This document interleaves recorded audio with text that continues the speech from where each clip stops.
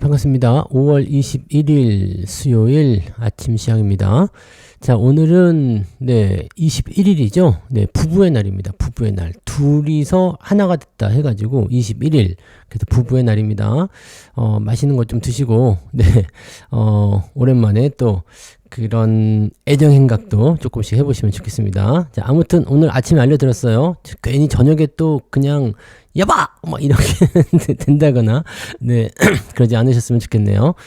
자, 아무튼 그렇고요. 미국 증시는 0.27%, 그 다음에 나스닥은 0.38, S&P 500은 0.39% 전체적으로 하락을 했습니다.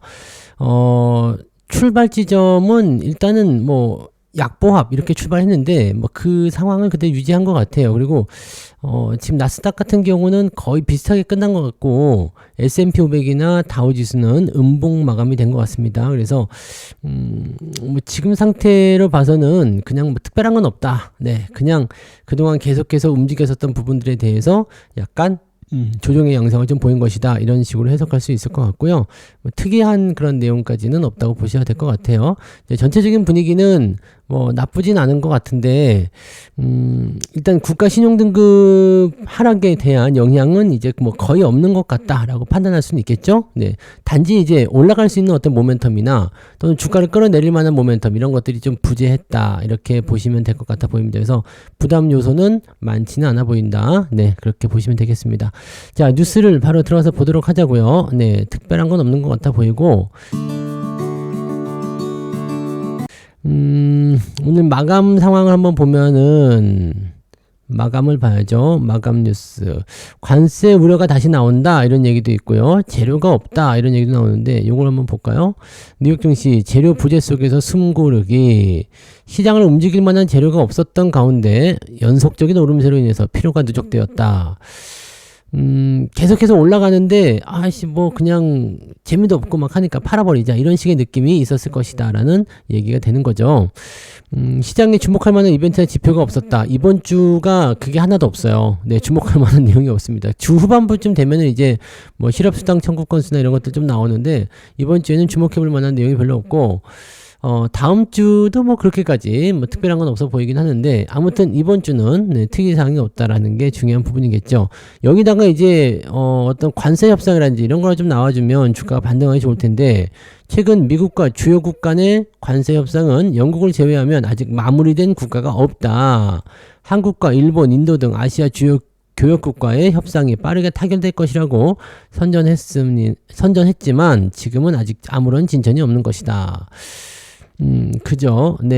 뭔가 잘 안 되고 있는 거 아니냐, 이런 우려가 들 수도 있는 내용이 될 수도 있습니다. 왜냐면 금방 될 거야 라고 얘기했는데 아직 안 되고 있잖아요. 그러니까 이거 뭔가 좀 안 되고 있는 거 아니냐, 이런 식으로 얘기가 나올 수 있는 거죠.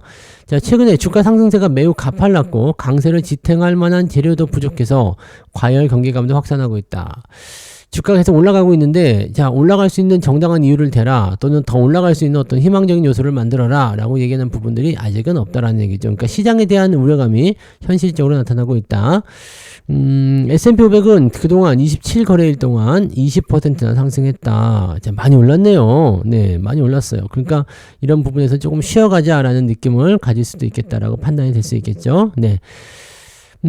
그리고 일본 정부는 기존 방침에서 한 발 물러나 관세 인하도 수용할 수 있다는 입장인 것으로 알려지고 있다.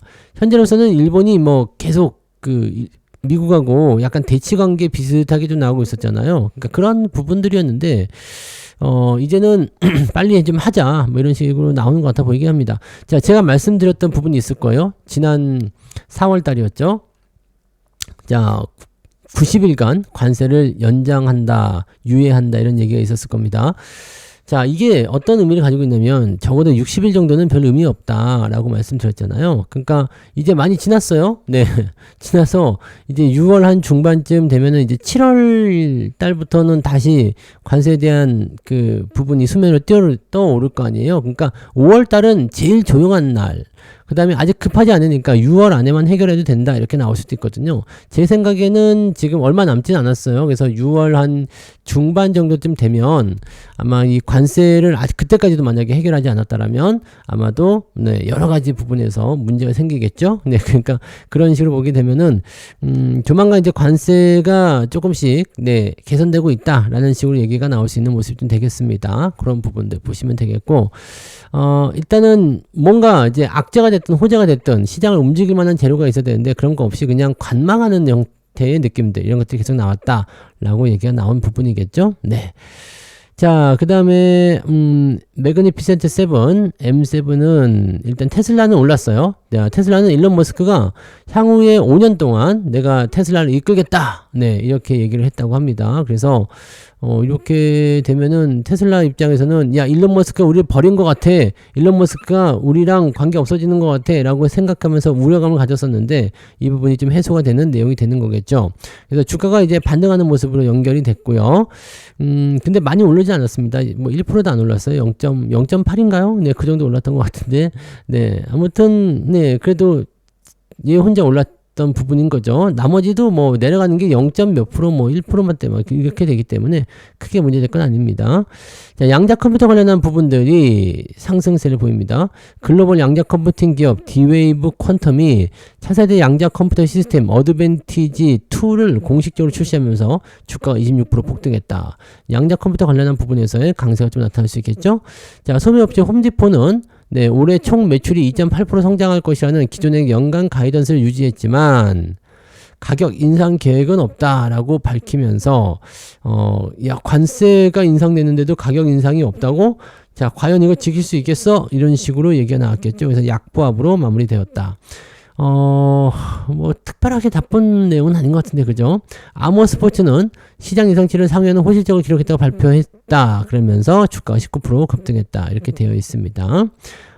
지금은 이제 소매 기업들의 소매 판매 업체들의 어떤 실적 이런 것들이 조금씩 그 주목을 받아야 되는 그런 게 있겠죠. 뭐 타깃, 홈디포 뭐 이런 것들 네 계속적으로 이제 주목을 받아야 되는 내용인데 아직까지는 특별한 거 없습니다. 그리고 연준 입장에서는 글쎄요 아직은 통화정책 글쎄 좀 더 지켜봐야 되겠는데 뭐 이런 식으로 얘기할 수 있는 내용이 좀 될 것 같아 보이네요. 그죠? 그런 부분들 참고하시고 자 여기 지금 23일까지 해가지고 미국 기업들 실적 발표 있는 것도 있네요. 네. 21일 해가지고 네 보시면 대충 아실라나요? 네, 그런 부분들이 있습니다. 그래서 여기, 네, 일단은 그런 것들 발표된 이야기도 좀 있었고요. 네. 자, 그래서 뉴스 한번 또 다시 돌아와 볼게요. 네. 테슬라는 0.5% 상승한 걸로 끝났군요. 네, 그런 식으로 되어 있고요. 자, 제일 첫 번째 거 보시면 특별한 건 없는데, 네. 해운주, 항공주 상승세를 보이고 있다. 네,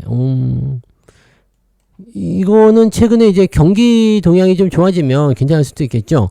HMM이 21% 정도 5월 들어서면서 올라왔다. 해운주 중에서 상승률 1위를 기록했다. 이게 1등인 거죠. 세방, 펜오션 등도 상승세를 보였다. 이런 식으로 나와 있습니다. 최근에 이제 원화 환율이 이제 하락세를 좀 보이는 부분도 좀 있고 유가에 대한 부분도 조금 이제 뭐라 그럴까요? 좀 그냥 유지되는 형태죠. 지금 60불 정도대에서 왔다리 갔다리 하는 모습이잖아요. 그러니까 그런 식으로 나오고 있기 때문에 지금 뭐 해운주 항공주 입장에서는 괜찮은데요 라고 얘기가 나올 수 있는 내용이 좀 될 수도 있을 겁니다. 자, 그런 부분들 보시면 되고요. 그 다음에 또 볼만한 건 뭐가 있을까요? 네. CATL이 홍콩 증시 첫날 상장 16% 급등했다. 2차전지 종목은 울상. 우리나라 2차전지는 좀 많이 내렸었죠. 그런데 CATL이 이제 홍콩 증시에 상장하면서 무려 16%나 급등세를 보였다.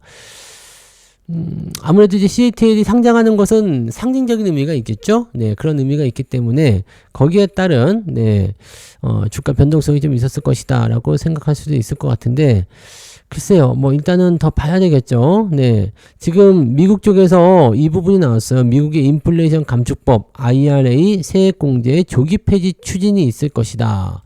기존 예상보다 빠르게 폐지하자. 이런 식으로 얘기가 나왔다고 합니다. 미국 하원의 공화당에서 얘기 나왔는데, 지금, 요거,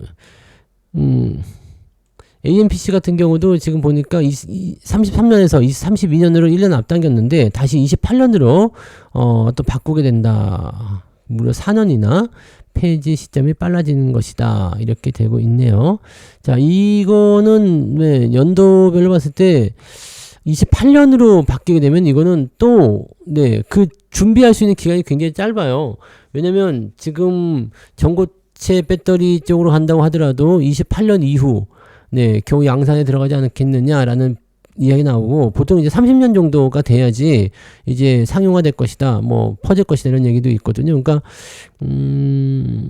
글쎄요, 지금 이 부분이 그렇게 쉬워 보이진 않은데, 그죠? 네, 근데 이게 2차 전지만 있는 게 아니라 태양광, 풍력, 배터리 부품, 전극 활물질, 핵심 광물 등 모두가 대상이 된다. 그러니까 우리 쪽에서는 네, 2차 전지로 되어 있는 기업들 자체가 힘든 거죠. 자, 근데 이런 부분이 나타나게 됐을 때는 이제 배터리 쪽은 좀 약세가 나타날 수밖에 없겠지만, 뭐 자동차 쪽에서는 뭐, 네, 전기차 쪽에서는 큰 문제는 없을 것 같아요. 다만 이제 전기차는 이제 캐즘에 대한 형태, 이제 전기차의 어떤 성장이 더 늘어나지 못하는 그런 형태가 당분간은 더 지속되고 있다. 이 부분이 또 문제가 되는 거죠. 뭐 여러 가지, 네, 2차 전지가 조금 애매한 상황이 좀 있어 보이긴 합니다. 네, 그런 부분들이고요. 자, 그 다음에 보시면, 네, 여전히 코리아 디스카운트 여전하다. 이거, 그러니까 정책을 새롭게 다시 해주셔야 될 것 같은데, 네. 이거는 뭐 새로운 정보가 나오면은 그렇게 될 수도 있겠죠? 네. 자, 그 다음에 또 한번 볼까요? 뉴스가 뭐 큰 어떤 부분들은 없어요. 네, 진짜로 재료가 없네. 그죠? 자, 땡큐 젠슨, SK 하이닉스 AI 생태계 확장 기대감에 20만 닉스 복귀. 자, 젠슨왕이 하이닉스 부스를 방문했어요. 그러면서 사랑해요 SK 뭐 이러고 했다고 하던데, 네, 사인을 또 했다고 하네요. 근데 이거 예전에 그 삼성전자 그 부분이었잖아. 삼성전자도 해가지고 뭐 어쩌고저쩌고 뭐 응원한다 어쩐다, 젠슨왕이 사인하면 이거 떨어지는 거 아니야 이거? 네, 생각이긴 한데, 아무튼 네, 이 황 CEO의 발언으로 이게 호재로 작용했다. 뭐 신제품이라든지 앞으로의 어떤 그 AI 성장이라든지 등등에 대한 부분들이 계속적으로 나올 수 있는 거죠. 네, 그래서 그런 형태로 일단 보여지는 부분인 것 같아 보이고요. 자, HBM 쪽에서 이제 삼성전자 같은 경우를 이제 쳐다보지 않는 거 아니야? 라는 생각이 좀 들기도 하고요. 자, 일단 엔비디아 쪽에서는 SK 하이닉스의 HBM4에 대한 부분들을 보면서 이제 기대하고 있다. 네, 잘 부탁한다. 뭐 이런 식으로 얘기를 하고 있는 모습인 것 같아 보여요. 그래서 소부장, 네, 그 다음에 하이닉스 쪽에 기대감이 좀 생겼다라고 볼 수 있는 내용이 좀 되겠죠. 반도체가 동반적으로 상승하게 된다고 한다면 일단 삼성전자도 올라가는 게 맞습니다. 근데 시장의 분위기가 올라가는 걸 원하지 않아 라고 한다면 삼성전자를 띄워놓고 하이닉스나 소부장만 올라갈 수도 있겠죠. 자, 이런 부분들도 같이 있다는 걸 참고하시고요. 네. 뭐 그런 형태인 것 같아 보이고요. 네, 지금 그 다음에는 또 특별한 게 뭐가 있을까요? 네, 현재로서는 지금 딱 눈에 보이는 부분도 별로 없어 보이죠. 그러니까 현재 이 시장에 나와 있는 이런 내용들이 굉장히 좀 뭐랄까 애매하다. 네, 애매하다, 그런 얘기가 좀 있는 거죠. 자, 이거 하나 더 보죠. 네, 연준 위원들이 관세발 스태그플레이션을 경고하고 나섰다. 금리 인하는 9월로 밀릴 것이다. 자, 금리 인하가 이번에 6월에 있어요. 6월에 점도표 발표가 있는 거고요. 그 다음에 7월 말에 있습니다. 7월 말에 있는 거는 그냥 임시적인 그 일반적인 그 연준이고요. 그 다음에 6월 달에 있는 것하고 이제 8월 달에는 FOMC가 없고 9월 달에 있거든요. 그러니까 9월 달하고 6월 달이 점도표를 발표합니다. 점도표라는 게 뭐냐면 앞으로 이제 금리가 어느 정도로 진행될 것인지 그 부분에 대해서 이야기를 하는 거거든요. 그러니까 금리 인하를 그 결정 지을 수 있는 뭐 가장 뭐라 그럴까요? 유력하다고 할 수 있는 그런 부분이라고 하나요? 네, 그런 부분들이 6월 아니면 9월인데 그 부분이 이제 6월 달에 만약에 안 될 것 같다라는 식으로 이제 분석이 나오는 거죠. 네, 6월 달에 안 된다는 분석이 나오게 된다라면은 다음번 금리 인하는 네, 9월 달로 갈 가능성이 높아진다. 이렇게 되는 겁니다. 그래서 이런 내용들이 나올 수 있다는 거고, 자, 그 이유가 뭐냐? 관세는 지금 현재 시점에서 뭐라고 해야 되나요? 이제 단기적인 경제 전망에 상당한 영향을 미칠 수밖에 없을 것이다 라고 얘기하는 모습이고요. 물론 이제 미중 간의 어떤 무역 합의라든지 이런 등등의 얘기가 있긴 하지만 아직까지는 이제 신뢰도라든지 이런 부분들 좀 쉽지 않고, 그 다음에 일회성으로 그칠 수도 있다 이런 식으로 얘기를 지금 하고 있는 모습인 거죠. 자, 그러다 보니까 시장의 금리 인하 기대가 빠르게 후퇴하고 있는 모습이 좀 있고, 이 스태그플레이션에 대한 우려감도 같이 나오고 있기 때문에 올해만 금리를 한 번밖에 안 내리겠다, 올해 금리 인하를 한 번밖에 안 내리겠다라고 얘기를 하게 된다면 아마 그것이 9월일 가능성이 있다라고 얘기가 하는 거죠. 또는 9월 이후, 9월 이후 그냥 연말에 할 수도 있다. 자, 이러면은 올해는 금리 인하가 없이 가면 증시 자체가 지지부진한 형태로 갈 수도 있다. 근데 뭐 다르게 해석하면은요, 금리 인하를 지금 안 하더라도 결국에는 금리 인하 하는 거 아니냐 이렇게 갈 수 있는 거죠. 금리를 그래서 올릴 거야? 못 올릴 거 아니야. 그 가장 나쁜 게 금리 동결. 그 다음에 향후에 기대감을 가지는 것은 금리 인하 이런 쪽으로 가는 거 아니겠느냐 이렇게 얘기를 할 수 있는 부분이 좀 되겠죠. 요거는 좀 생각을 해봐야 될 것 같은 느낌이네요. 그죠? 좀 더 지켜봐야 되는 부분인 것 같고요. 뉴스가 또 뭐가 없을까요? 지금으로서는 특이한 뉴스는 따로 없어 보이긴 합니다. 그죠? 한 번 더 봅시다. 이 재료가 너무 없어. 그죠? 재료가 너무 없고, 너무 뭐라 그럴까요? 좀, 볼만한 게 별로 없는 것 같다 생각되네요. 요것도 한번 볼까요?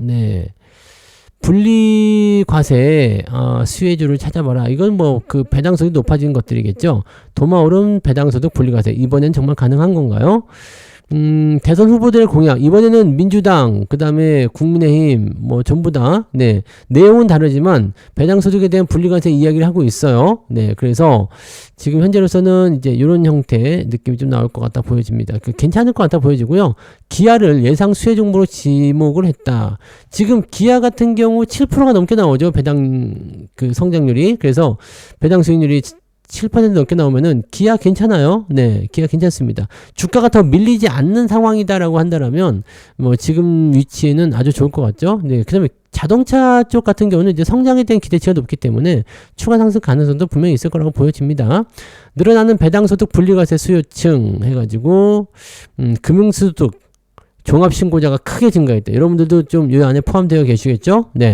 금융소득이 많을수록 배당소득의 비중이 증가하게 된다라고 되어 있고, 이 배당소득에 대한 이 세수, 이런 부분이 좀 줄어든다, 뭐 어쩌고저쩌고 해가지고 뭐 얘기 나왔었지만, 실제적으로 보면은 지금 이 세금을 좀 내는 경우가 좀 많아요. 연 2천만 원 이하면 15.4% 세금을 낸다 되어 있어요. 근데 2천만 원 초과하게 되면 근로소득 등과 합산이 돼서 최대 49.5%까지 종합과세가 된다. 그 다음에 배당락에 의한 주가 하락까지 견뎌야 한다. 이 미친 거 아니냐 이런 얘기가 나오는 거죠. 현대차의 경우 현재 기대 배당 수익률이 6%를 넘어서지만 3% 이하의 배당 수익률을 기록했던 2010년대와 주가가 비슷한 실정이다. 이게 말이 되냐 이 말이죠. 2배는 올라가야 된다 이런 식으로 얘기가 나오는 부분이라고 보시면 되겠습니다. 그런 내용이고요. 이제 국민의힘 쪽에서는 이제 5천만 원, 5천만 원. 이게 굉장히 좀 적어요. 땡겨. 김 후보는 배당소득에 대해서 5천만 원까지 비과세하고 초과소득에 대해서는 20% 분리과세하는 구상을 발표했다라고 되어 있는 모습이에요. 자, 그다음에 민주당 쪽에서도 나오는 부분이 있죠. 단계적으로 적용하자라는 부분. 그래서 이것도 괜찮긴 하죠. 괜찮긴 합니다. 근데 지금 국민의힘 쪽에서는 저게 과연 현실성이 있나 싶을 정도로 너무 세게 나온 것 같은 느낌이 좀 있습니다. 근데 저거 되면 좋을 것 같긴 해요. 좋을 것 같긴 하고. 자, 어쨌든 간에, 이 초당적인 분위기인 거죠. 그러니까, 지금은 뭐 민주당이든 국민의힘이든 가리지 않고, 일단은, 배당소득을 분리과세하는 쪽에 의견을 모으자 이렇게 되는 내용이라서 이 내용을 생각한다면은 뭐가 될 것 같아요? 요즘에 은행주들 매수 계속 들어오는 부분도 좀 있잖아요. 은행주 배당 많이 주는 애들 있잖아요. 이게 배당 성향이 높은 종목들의 이제 한도가 좀 되거든요. 민주당 쪽에서는 배당 성향이 35% 넘는 기업들에게만 이제 적용해주자 이렇게 얘기를 하고 있거든요. 그러니까 배당 성향이 높아야지 이런 부분들이 가능할 수 있다 이렇게 보실 수 있는 내용이 좀 되겠습니다. 그래서 그냥 배당 많이 주는 기업이 좋습니다. 네, 배당 많이 주는 기업들이 긍정적이다. 최근 3년간 배당 성향 25% 이상 기업 중에서 주당 배당금을 꾸준히 늘린 곳을 주목해라. 배당금이 꾸준하게 50원씩이라도 10원씩이라도 늘어나고 있는 종목들은 여기에 수혜를 받게 될 가능성이 높다라고 얘기가 되는 부분인 거죠. 네, 그런 정도 체크하시면 되겠습니다. 뭐 그 외에는 지금 오늘 뉴스가 너무 없어서 요 정도까지만 보시면 될 것 같다 생각이 듭니다. 네, 그래서 여기까지 일단은 살펴보고요. 자, 오늘도 파이팅 하면서 시작을 해보도록 하죠. 시장은 조금 애매했는데 이 정도면 괜찮아라는 느낌도 있을 수 있어요. 그래서 어제 우리 증시도 약간 보합세로 마무리됐잖아요. 우리도 뭐 크게 상승할 수 있는 어떤 요소는 별로 없겠지만 이제 누가 움직여주느냐, 그 다음에 어떤 식의 분위기가 형성되느냐에 따라서 미국보다 앞서서 반응을 할 수도 있습니다. 미국이 떨어질 거다 생각된다면 우리나라 증시가 먼저 빠질 수도 있거든요. 그러니까 그런 부분들은 장담할 수는 없죠. 근데 오늘 시장 분위기는 일단 보합 출발 가능성이 있겠다라고 생각하시면 되겠고요. 추가 상승보다는 일단 특정한 구간대에서 관망. 네, 지금 2650포인트에서 저항 나온다고 그랬잖아요. 그 라인대에서 약간 관망하면서 진행되지 않겠느냐 이렇게 판단을 해볼 수 있겠습니다. 자, 아무튼 오늘 잘 헤쳐나가서 또 성공 투자로 이끌어 보자고요. 모두도 화이팅 하시고요. 오늘은 여기까지 하겠습니다. 저는 장중시장 때 다시 올게요. 고맙습니다.